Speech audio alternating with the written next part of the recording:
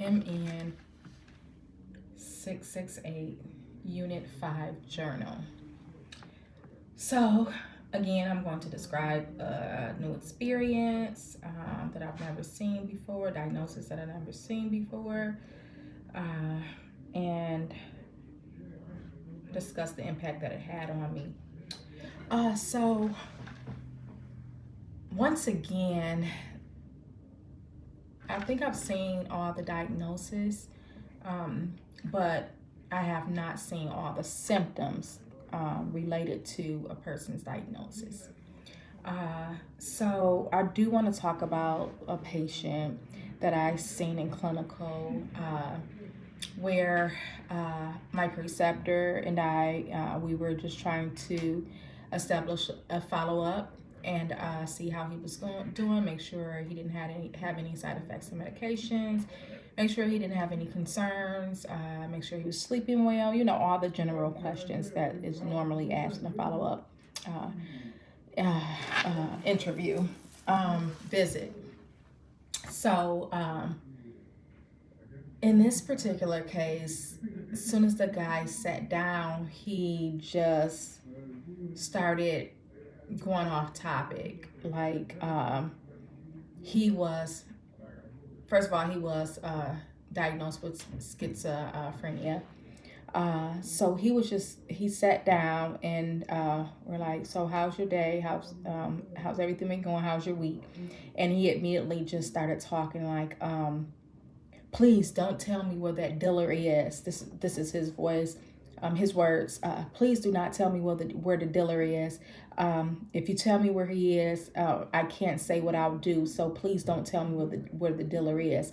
So his thought content was occupied with these thoughts of him seeing a dealer. And he was upset, and we really couldn't talk about anything else because he was really adamant about this dealer and not exposing the dealer's location to him. He's very upset about the dealer being around. So he said that I seen the dealer. He didn't know that I knew who he was. He was walking around with the mop bucket. And so what he had was what I would call a delusion. He thought that the housekeeper was a dealer. Granted, I can't say for sure whether the housekeeper had another job. It was a dealer. I really don't know, but I'm just thinking that this was a delusion that the patient was experiencing. And so we just wanted to ensure that he did not have any thoughts of assaulting the housekeeper, or he hasn't made any threats to anyone. And so he said, no, there has not been any threats, and he doesn't plan on insulting anyone. And so that was the main thing. We wanted to make sure that everyone was safe. He was safe. The staff was safe, but we could not conduct the interview with him because he was preoccupied with that maintenance man.